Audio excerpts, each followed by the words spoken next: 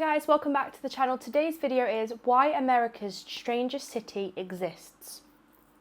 I'm not sure which city this is going to be. Drop in the comments right now what you think it's going to be. No cheating. Drop it right now. I'll give you a sec. Drop it. And then we'll see who's right at the end. But don't cheat. Don't do it after you've done this video. If you guys could like and subscribe, that would be amazing.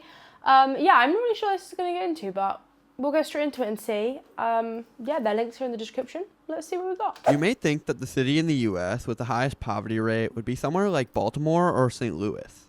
Or maybe even a smaller city like Gary or West Memphis. Well, what if I told you it was none of these cities, instead being a community you've probably never heard of with almost no crime? And that this community has the lowest median age by almost 10 years. And that it's the fastest growing city in the entire state of New York.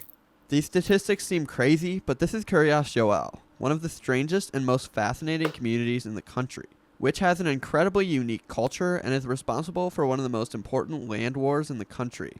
Today I'm going to tell you about this city and the divisive position it's found itself in. Before that though, please consider subscribing to the channel. And here. We make geography and city content like this every week, and I'm trying to hit 100,000 subscribers this year. So if you enjoy the videos and want to easily support me, subscribing would help me out a ton. Thank you.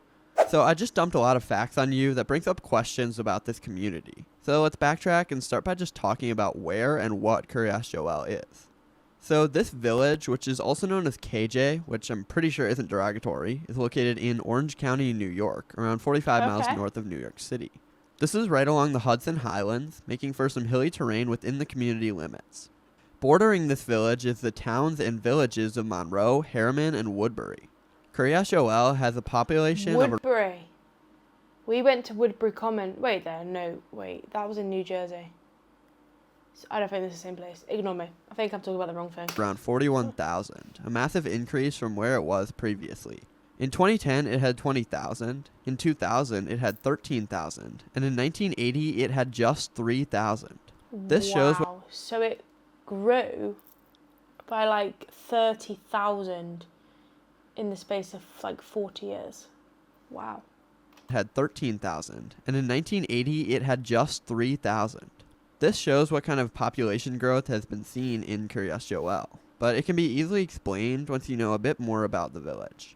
See, the community is entirely Jewish, specifically a form of Orthodox Judaism called Hasidic Judaism. This is a Yiddish-speaking form that was created in the 18th century and is considered by most as ultra-Orthodox, with the main focus on devotion. The town is basically run by religious leaders, which has created a pretty interesting set of rules for residents and visitors. On the city's welcome sign, people are asked to follow the customs and modest lifestyle, which includes wearing long skirts or pants, covered necklines, sleeves past the elbow, and maintaining gender separation in all public areas. So I guess this is somewhere then that you wouldn't go on a holiday maybe, because otherwise you're going to have to stand away. Like if you went with your partner, you'd have to stand separate. So yeah, you wouldn't, I guess, do they get many tourists? Let me know in the comments below if you know. Sleeves past the elbow and maintaining gender separation in all public areas. This sounds crazy, I know, but you have to understand the way the village is run by the religion, which has very serious customs that have to be followed. Within KJ, though, the Hasidic lifestyle centers around family and specifically children, which has resulted in an insane birth rate. It's normal for families to have 8 or more children, which has brought the median age all the way down to 14.8 years old, which is by far the lowest in the US. This is even higher than it was in 2011, which was 11.3 years old. This birth rate and large family culture has resulted in a lot more oddities in the demographics, though. 90% of the population speaks Yiddish, which as far as I can tell is the largest percentage of non-English speakers outside a native reservation. Over 40% of... That's interesting, isn't it? You wouldn't... Do you know what? It's weird because I know that there's so many other cities in like the New York state, obviously that are nothing like Manhattan. But when you think of New York, like you think of like so many people. Like yeah, it's crazy that these small towns exist. Residents live below the poverty line, also being the largest percentage in the country. Despite this poverty rate, though, there is no homelessness and virtually no crime in the city due to pretty much everyone following religious customs. About half of the residents receive food stamps, and 1/3 receive Medicaid benefits and rely on federal vouchers to help pay their housing costs. A small tidbit for my public transportation people, the village has its own bus system and has a very high usage rate. So there you go, guys. Just move to KJ and become a Hasidic Jew, and you don't need to own a car. It's really not that hard. Now, you may be wondering why the poverty rate is so high. Well, most of the men in KJ devote themselves to the Jewish religion rather than academics, with only 39% of the village having a high school degree. This means a bulk of the men don't really work, and around 50% of the employed population works for the school systems to educate the very, very, very, very large next generation. But there's even more that goes into the demographics in the entire story. So let's talk about how the village got to where it is today. So Kiryas Joel was formed by a group of 14 families from Williamsburg, New York City, another large Jewish community in the state. These Hasidic families found themselves being driven out by the residents of New York, which were becoming more and more secular. The city was also becoming extremely expensive, which didn't match at all with their want for a religious-focused lifestyle that valued work as an afterthought. I feel like New York, like, you've got to be working, like, just to afford to even live there, like, renting, crazy. 14 families instead wanted a more secluded lifestyle where they could be away from the harmful influences of the outside world. So they decided the only way to get away from everybody else in the world was to move to the town of Monroe and build a community focused on multifamily housing to conserve space. Another quick tidbit, Kiryas Joel is one of a few Jewish communities outside of New York City in New York, including New Square and Kaiser. I only chose our community for the video because it feels like the most interesting instance of this, and it has a funny name. Anyway, they settled in KJ in 1974, much to the Monroe town officials' skepticism. This skepticism only grew as the community began getting larger and larger, constantly expanding outward into their formerly very quiet suburban town. This then led to one of the most heated and divisive land wars in the country. So I'll try to explain this extremely controversial topic in the most fun and lighthearted way possible. Basically, KJ was growing very quickly. There were so many new residents, so they needed more land to accommodate that growth, leading to annexation processes. Pretty simple, right? Well, the residents of the surrounding communities don't want this extremely dense, strange community expanding into their quiet suburban communities, so they fight back. The town of Woodbury was incorporated in 2006 for the sake of stopping KJ from annexing their land, since the community can only annex unincorporated land. These tactics continued, with the communities having valid concerns. One main concern was related to natural resources. Monroe residents had concerns of the impact Kiryas Joel would have on local aquifers and the wildlife in the region. This expansion was flattening hundreds of trees at a time. So they're having to knock down trees and stuff, aren't they, to expand. I guess I kind of get that. And you have to remember they are located within the Hudson Highlands, an important ecologically diverse region. This all boiled over in the mid-2010s when Kiryas Joel put in a petition to annex 164 acres of new land, which residents of towns like Woodbury and Monroe were firmly against. Kiryas Joel ended up successfully taking the land, and also being allowed to incorporate into their own new town, a huge win for its residents, who were being put in questionable conditions since there were simply too many people for the land they had. This agreement involved Kiryas Joel basically saying, hey guys, we promise we won't annex any more land for 10 years.